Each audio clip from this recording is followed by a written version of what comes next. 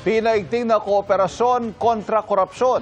Isa ito sa mga napagkasunduan ng member economies ng Asia-Pacific Economic Cooperation sa pagtatapos ng APEC Summit.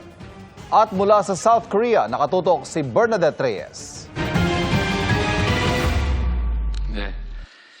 Formal nang nagtapos ang Asia-Pacific Economic Cooperation Summit ngayong araw sa Gyeongju, South Korea.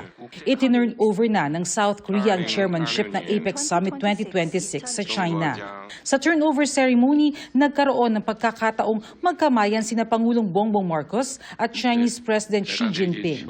Ayon sa Pangulo, binati niya si Xi sa chairmanship at muling iginiit ang pangako ng Pilipinas sa isang makabuluhang pakikipagtulungan sa rehiyon. Nagkaroon din ng group photo ang world leaders mula sa 21 member economies.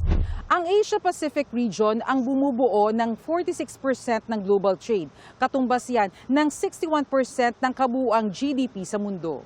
Inadopt ng 21 APEC member economies ang Gyeongju Declaration kung saan nangako ang mga bansa na palalalimin pa ang pagtutulungan sa larangan ng ekonomiya sa gitna ng nagbabagong panahon. Kinilala nila ang halaga ng kalakalan at pamumuhunan na mapapakinabangan ng lahat.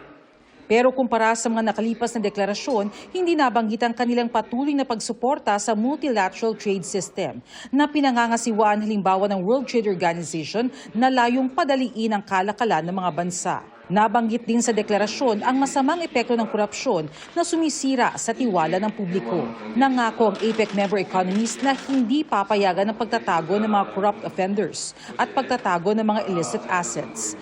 Samantala, positibo naman ang pananaw ni Special Assistant to the President for Investment and Economic Affairs, Frederick Go, sa posibleng pamumuhunan ng Korean companies, partikular sa sektor ng electronics. Yan ay matapos makipagpulong si Go sa mga kumpanyang Koreano, bagaman wala pang tiyak na halaga ng pamumuhunan.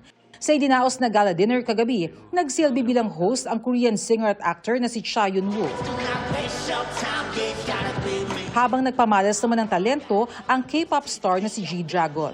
Para sa GMA Integrated News, Bernadette Reyes, nakatutok 24 oras.